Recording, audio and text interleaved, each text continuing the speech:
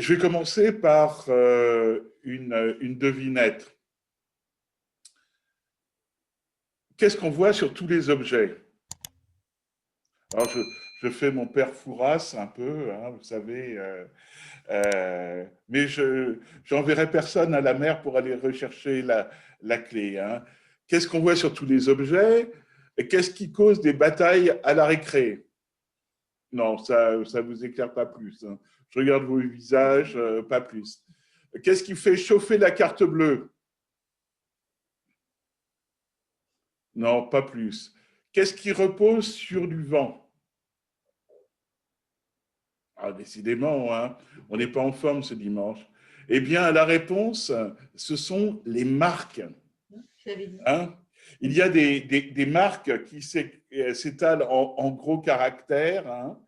Par exemple, il y a un célèbre maroquinier qui fait payer des sacs à main des prix terribles hein, en mettant sa marque. Puis il y a des marques qui sont plus discrètes. On reconnaît par exemple sur des tableaux anciens la patte, la marque d'un grand peintre. Là, récemment, est ressortie une peinture qui était dans un grenier de Caravage. Et une peinture qu'on pensait qu'elle ne valait rien, mais parce qu'elle avait la marque du grand peintre Caravage, elle vaut des millions. Et c'est la même chose avec un Léonard de Vinci qui est ressorti ces derniers temps. La grande mode de nos jours, et je ne sais pas si c'est une bonne mode du tout, c'est d'avoir des marques sur le corps, des tatouages, avec des symboles qui portent sur les corps une empreinte indélébile. Alors, il y a des gens qui ont des idéogrammes un peu dans toutes les langues. D'ailleurs, souvent, ils ne savent pas ce que ça signifie. Ils portent des dragons, des fées. Et tout ça fait référence bien souvent à un domaine démoniaque. Certains portent des objets, même sur leur corps, comme des anneaux de nez. Quand j'étais petit, je voyais le taureau dans le champ, il avait un anneau au nez. Je ne sais pas si c'est très gratifiant d'avoir un anneau au nez comme ça. Mais il y a des marques plus discrètes, des marques qui sont invisibles à l'œil nu. Et il en est une qui se distingue de toutes les autres, la plus belle, celle qui a été acquise au plus grand prix, la plus précieuse. Est-ce que vous savez que nous portons sur nous la marque de notre Dieu? Une marque volontaire que nous recevons librement. Ah, nous pouvons en être fiers et reconnaissants, car elle est le gage de notre salut, de notre espérance éternelle. Elle authentifie notre adoption, elle garantit notre protection et elle scelle le plus beau contrat que l'on puisse signer. Alors nous allons lire quelques versets dans la parole de Dieu. Et le premier, c'est 2 Corinthiens, chapitre 1, et les versets 21 et 22. Et celui qui nous a fermis avec vous en Christ et qui nous a oints, c'est Dieu, lequel nous a aussi marqués d'un sceau et a mis dans nos cœurs les arts de l'esprit. C'est un extrait d'une explication que l'apôtre Paul donne aux chrétiens de l'église de Corinthe de l'objet de sa lettre. Alors Corinthe, c'était donc une ville de Grèce, une cité maritime très active. Pourquoi? Parce qu'elle se situait sur un isthme, c'est-à-dire un resserrement des terres. D'un côté, il y avait le golfe de Saronte, hein, je crois, et de l'autre, le golfe de Corinthe. Et entre les deux, il y avait 6 kilomètres, un peu plus de 6 kilomètres. Et cela permettait, on prenait les bateaux, et on les faisait glisser sur une voie de rondins de bois et ils allaient d'une partie à l'autre, d'un golfe à l'autre comme cela. Et cela permettait de contourner ce qu'on appelle le Péloponnèse, c'est-à-dire 400 km, ça évitait 400 km de route maritime. Et à l'époque de la navigation à la rame et de la navigation également à la voile, ça pouvait prendre beaucoup de temps avec les vents contraires. Et donc, Corinthe, c'était une ville maritime, donc une ville aussi de marchands. En relisant donc les textes, j'ai été frappé par la façon dont Paul utilise des termes que des marchands peuvent comprendre. Le sceau de Dieu, les arts de l'esprit. Le sceau, c'est ce qui permettait d'attribuer une propriété à un marchand sur la partie de la cargaison qui lui appartenait. Et les arts, c'est quoi? C'est une avance, un paiement partiel sur un contrat de vente d'un bien ou d'un service. Alors, une deuxième lecture va nous permettre de préciser et d'enrichir la pensée de Paul. On la trouve dans Éphésiens, au chapitre 1, les versets 13 et 14, et ça fait partie de l'introduction aussi de la lettre de Paul aux Éphésiens, avec cette magnifique déclinaison des « en lui ». Et alors, on retrouve donc au verset 13, « En lui, vous aussi, après avoir entendu la parole de la vérité, l'évangile de votre salut, en lui, vous avez cru. Et vous avez été scellés du Saint-Esprit qui avait été promis, lequel est un gage de notre héritage pour la rédemption de ceux que Dieu s'est acquis à la louange de sa gloire. Et nous disons Amen. Alors, vous voyez bien que nous sommes ici devant une image, une transaction commerciale. D'abord, une sélection, vous avez été oint.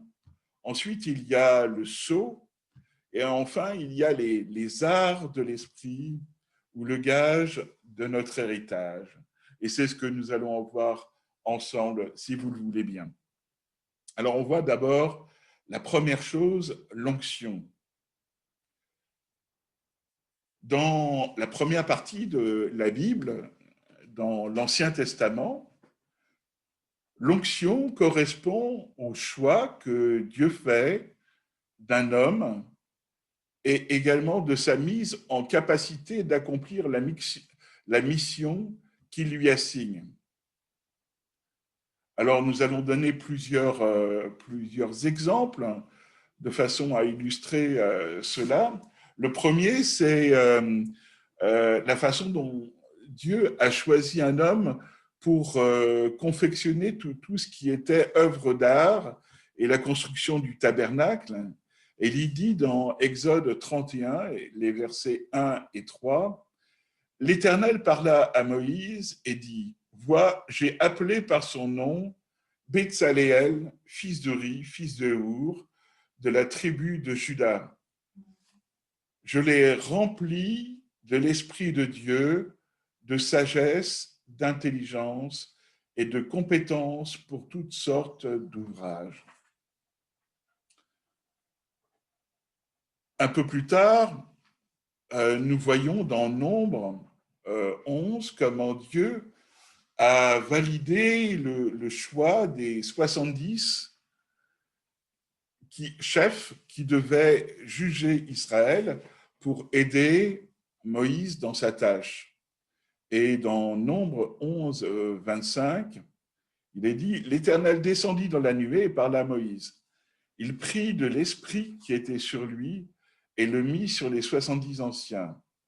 Et dès que l'esprit reposa sur eux, ils prophétisèrent, mais ils ne continuèrent pas. » Alors, il y a deux hommes qui n'étaient pas avec eux à ce moment-là dans le tabernacle, et ils ont été visités également là où ils étaient. On se rappelle également comment David, qui était un modeste berger, a été oint roi sur Israël. Et après son péché avec Bathsheba, il exprime son repentir dans le psaume 51, et il a cette phrase, il implore Dieu, il dit « Ne me retire pas ton Esprit Saint ». Cette onction était donnée dans l'Ancien Testament sur certains hommes. On l'a vu, Betsaléel, on a vu les 70, on a vu David, Saül et les rois. Mais cette onction, Dieu avait promis de la répandre. Dans Joël, au chapitre 2, les versets 28 et 29, Dieu dit « Après cela, je répandrai mon esprit sur toute chair. Vos fils et vos filles prophétiseront, vos vieillards auront des songes, et vos jeunes gens des visions, même sur les serviteurs et les servantes. Dans ces jours-là, je répandrai mon esprit. » Et nous sommes au bénéfice, nous, parce que Jésus a libéré l'action du Saint-Esprit. Nous sommes au bénéfice, nous aussi, de cette onction. Et cette onction, elle n'est pas obtenue par nos mérites. Ce n'est pas parce qu'on est bon, ce n'est pas parce qu'on a fait quelque chose. Elle émane uniquement de la volonté absolue de Dieu. C'est ce qui est révélé d'ailleurs dans ce qu'on appelle la chaîne en or de Romains 8, versets 29 à 31, nous lisons « Car ceux qu'il a connus d'avance, il les a aussi prédestinés à être semblables à l'image de son Fils, afin que son Fils fût le premier-né entre plusieurs frères. Et ceux qu'il a prédestinés, il les a aussi appelés. Et ceux qui les a appelés, il les a aussi justifiés. Et ceux qu'il a justifiés, il les a aussi glorifiés. Que dirons-nous donc à l'égard de ces choses? Si Dieu est pour nous, qui sera contre nous? Amen. Alors, à quoi sert cette onction? Nous sommes au bénéfice de cette onction. À quoi est-ce qu'elle va nous servir? D'abord, elle ouvre notre cœur à notre esprit à la fois. Elle nous permet de croire. Et si ce matin, vous êtes là, vous écoutez, et que vous avez cru, c'est que vous avez reçu l'onction. Et également, elle nous fait comprendre notre état de séparation avec Dieu. C'est Jésus qui dit à propos de cet esprit, de cette onction et de l'esprit qu'il allait libérer dans le monde. Il dit dans Jean au chapitre 16 et au verset 8, « Et quand il sera venu, le Saint-Esprit, il convaincra le monde en ce qui concerne le péché, la justice et le jugement. » Alors c'est vrai qu'on peut avoir une culpabilité naturellement des choses qu'on a fait, une culpabilité vague, quelque chose même qui nous ronge, mais c'est le Saint-Esprit qui va nous convaincre de péché et de notre besoin de nous réconcilier avec Dieu. C'est lui qui va apporter également la solution. Donc, l'onction, elle sert à ouvrir notre cœur et notre esprit à la fois et à cette conviction également de péché. Elle nous équipe également pour le service. Nous avons vu dans ces différents hommes qui ont été choisis par Dieu et sur lesquels son onction reposait, elle les a qualifiés. Elle a qualifié Betsaléel, elle a qualifié David, elle a qualifié les 70 et elle nous qualifie également. Alors je crois que Chacun d'entre nous, nous avons une mission particulière que le Seigneur nous assigne. On a tous une onction, pas pour rester un chrétien du dimanche, tranquillement assis sur sa chaise, à écouter patiemment quelqu'un qui parle devant, qui est quelquefois ennuyeux. Hein. Non, non, on reçoit l'onction de la part du Saint-Esprit, c'est pour être un chrétien actif, un chrétien qui accomplit la mission que le Seigneur lui donne. Enfin, cette onction, non seulement elle ouvre notre cœur, non seulement elle nous équipe pour le service, mais elle nous enseigne. Jésus aussi, dans le même passage de Jean, chapitre 16, verset 13, il annonce la venue du Saint-Esprit. Il dit, quand il sera venu, lui, l'Esprit de vérité, il vous conduira dans toute la vérité. Car ces paroles ne viendront pas de lui-même, mais il parlera de tout ce qu'il aura entendu et vous annoncera les choses à venir. Dans 1 Jean, le chapitre 2 et le verset 27, cette chose nous est précisée également. Pour vous, l'onction que vous avez reçue de lui demeure en vous et vous n'avez pas besoin qu'on vous enseigne. Mais comme son onction vous enseigne toute chose, qu'elle est véritable et qu'elle n'est pas un mensonge, demeurez en lui comme elle vous l'a enseigné. Mes amis, mes frères et sœurs, on peut connaître beaucoup de choses. Mais si l'onction du Saint-Esprit n'est pas là, combinée avec l'amour, ça produit ce que dit Paul dans 1 Corinthiens 8 et verset 1, la connaissance enfle, mais la charité édifie. Et c'est vrai qu'on entend toutes sortes de choses et il y a des gens qui connaissent la parole de Dieu bien mieux que moi, c'est facile, qui connaissent très très bien la parole de Dieu et on entend les bêtises qu'ils disent, mais heureusement qu'on est enseigné par le Saint-Esprit, on a besoin d'être guidé par le Saint-Esprit. Alors, est-ce que cette onction dont je parle là est le baptême du Saint-Esprit? C'est une question qu'on peut se poser. Et ma réponse est non, parce qu'on n'a pas le temps de tout expliquer ici, mais le baptême du Saint-Esprit, c'est une seconde expérience.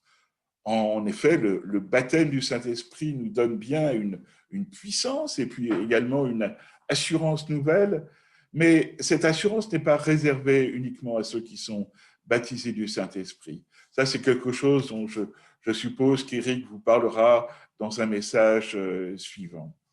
Donc, nous avons vu ce premier point, c'est l'onction. Le deuxième point que je voudrais aborder, c'est donc le sceau de l'esprit. Le Saint-Esprit, au travers de Paul, va utiliser donc l'image du sceau pour nous faire comprendre trois choses.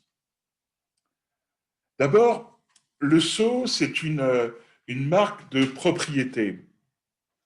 Comme je vous le disais tout à l'heure, dans un bateau de l'Antiquité, les marchandises qui étaient à bord, elles étaient identifiées par un sceau, c'est-à-dire de la cire qui était imprégnée avec un moule, qui était marqué par un moule qui avait la marque du propriétaire.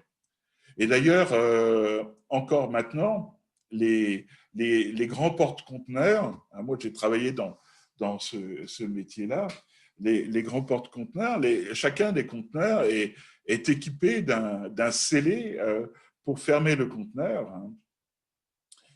Dans le monde spirituel, nous portons soit la marque du prince de ce monde, c'est-à-dire le diable, soit nous portons la marque de celui qui nous a rachetés à un grand prix.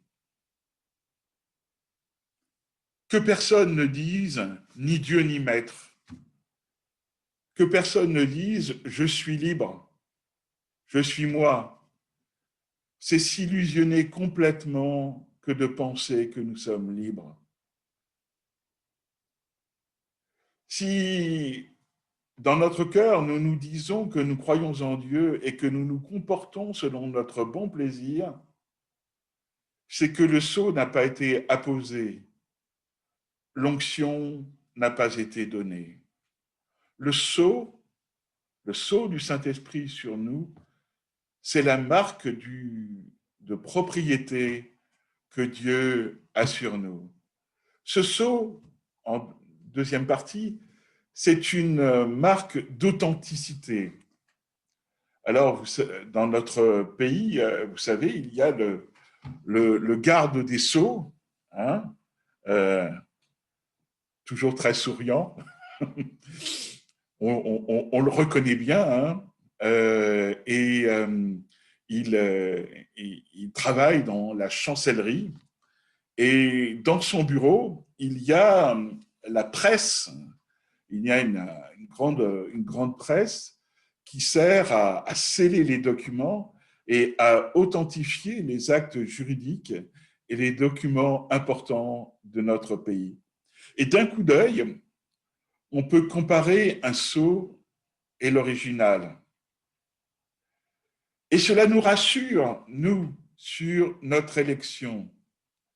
Dans Romains 8 et au verset 16, il nous est dit « L'Esprit lui-même rend témoignage à notre esprit que nous sommes enfants de Dieu. » Oui, la marque qui est sur nous, ce n'est pas la marque du diable.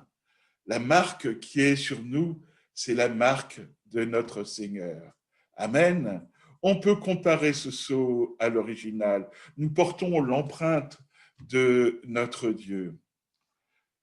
Vérifier le sceau, ça nous permet de démasquer les imitations, les escroqueries, les mensonges. En ce moment, nous vivons des turbulences. Il y a toutes sortes de gens qui se disent chrétiens et qui pratiquent le mensonge d'une façon industrielle. Il y a toutes sortes de loups qui n'ont qu'une une idée en tête, c'est de s'en prendre à votre argent. Paul, il écrivait à Timothée, dans la première lettre à Timothée, le verset 4 et les versets 1 à 2, il dit « Mais l'Esprit dit expressément que dans les derniers temps, quelques-uns abandonneront la foi pour s'attacher à des esprits séducteurs et à des doctrines de démons. » Hein, vous voyez, pas le sceau de Dieu, le sceau du démon. Par l'hypocrisie de faux discoureurs marqués au fer rouge dans leur propre conscience.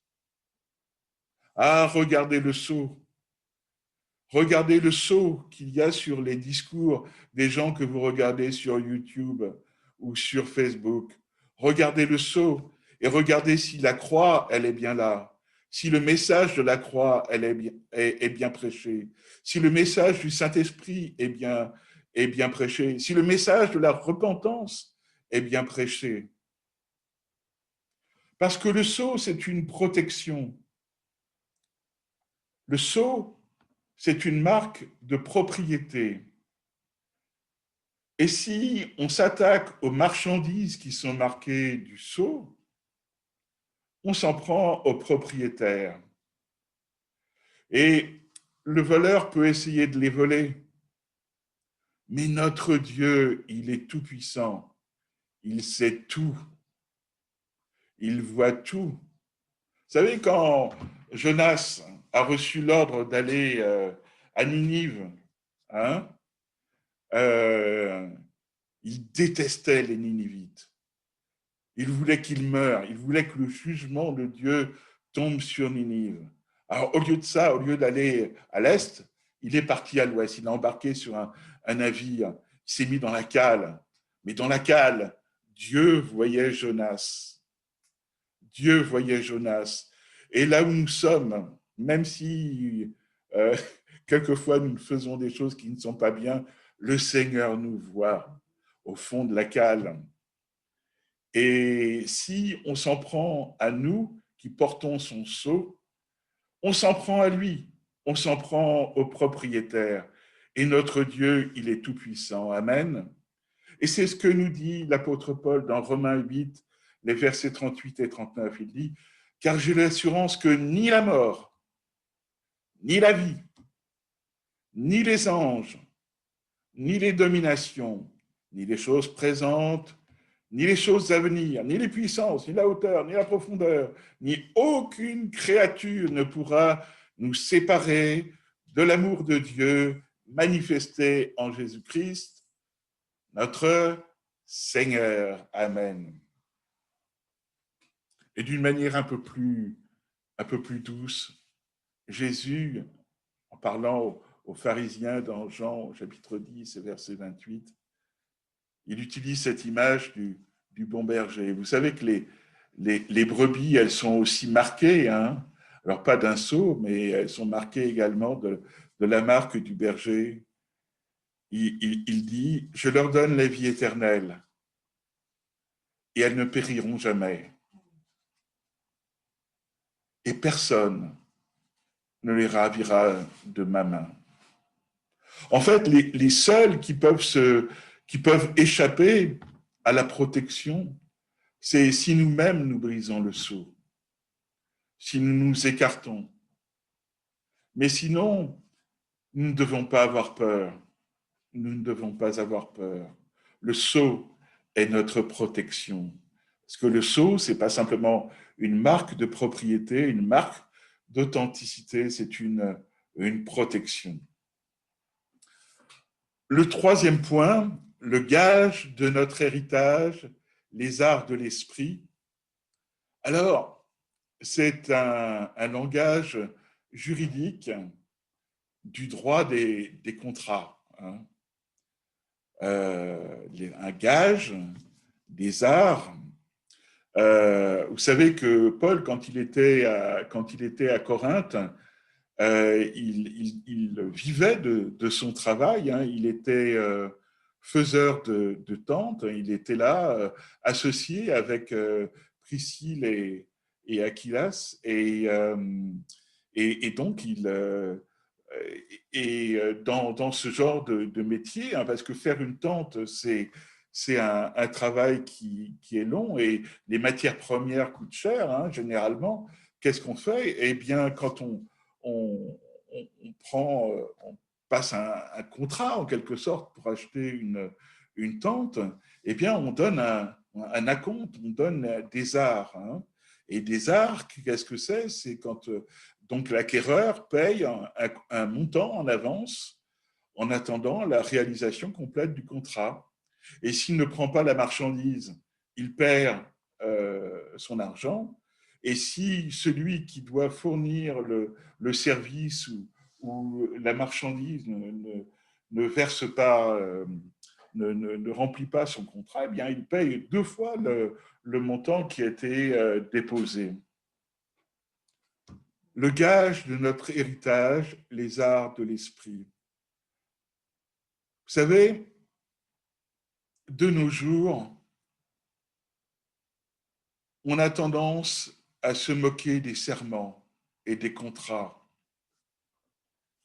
La semaine passée, il y a eu un homme politique qui a passé un contrat avec une formation politique. Et puis quand on lui a dit mais tu trahis, et qu'est-ce qu'il a dit? Il a dit mort de rire. Hein.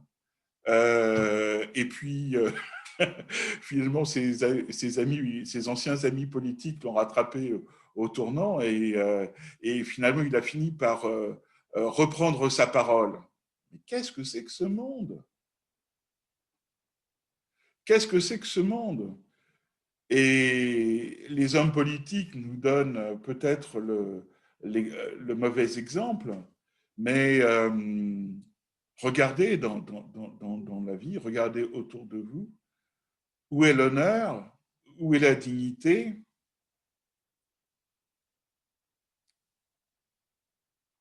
Quand vous pensez, par exemple, aux magnifiques serments qui sont faits dans les mariages, c'est quelque chose qui fait vibrer toute l'assistance. Qu'est-ce que ça devient avec le temps? Quelquefois, quelques mois après, ça y est, c'est fini. Dieu est un juste juge. Il ne tient pas le coupable pour innocent. Et celui qui fait une promesse doit la tenir. Pourquoi? Parce que lui, il tient ses promesses. Les hommes, quelquefois, ne peuvent pas tenir leurs promesses parce qu'il y a des choses qui ne sont pas en leur capacité de tenir. Mais bien souvent, c'est parce qu'ils trouvent un intérêt ailleurs. Mais Dieu, il tient ses promesses. Alors, quel contrat est-ce que Dieu passe avec nous par les arts de l'esprit? Ah, c'est un beau contrat, mes amis. C'est un beau contrat. Quand on y réfléchit, quand on le médite. Ce contrat, c'est un contrat d'adoption. Vous savez, dans l'Antiquité, en particulier dans la Rome antique, un homme influent, même quelquefois pourvu d'une famille avec des fils et des filles, il pouvait adopter un enfant qui lui semblait prometteur pour promouvoir l'honneur de sa maison. Hein, l'honneur, c'était quelque chose qui était important à l'époque. Et dans Rome aussi, il y avait ce qu'on appelait la dignitas, c'est-à-dire le prestige, c'est-à-dire la dignité de cet homme. Et donc, l'enfant qui était adopté passait de quelquefois l'obscurité la plus totale à, et il entrait dans des cercles de pouvoir et de gloire. Il rentrait dans la maison de celui qu'il avait adopté pour en devenir l'héritier. Dans Romains chapitre 8 et versets 15 et 16, l'apôtre Paul, il sort de lui-même, littéralement. Quand il est porté par l'esprit, il dit « Vous n'avez point reçu un esprit de servitude pour être dans la crainte encore, mais vous avez reçu un esprit d'adoption par lequel nous crions « Abba, Père ». L'Esprit lui-même rend témoignage à notre esprit que nous sommes enfants de Dieu.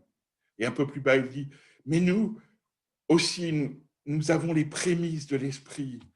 Nous aussi, nous soupirons en nous-mêmes en attendant l'adoption, la rédemption de notre corps. » Et je vais vous dire une chose, pour qu'un juif qui a été éduqué par les pharisiens dans toute la rigueur de donner honneur à Dieu pour dire cet esprit d'adoption par lequel nous crions « Abba, Père, Papa », c'est une révolution, c'est quelqu'un qui était soulevé complètement par cette révélation que l'Esprit lui avait donnée.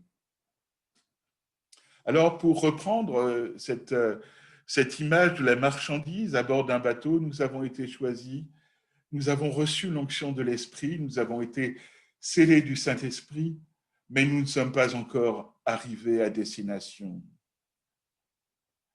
Nous ne sommes pas encore rentrés dans notre héritage, mais nous en avons un avant-goût.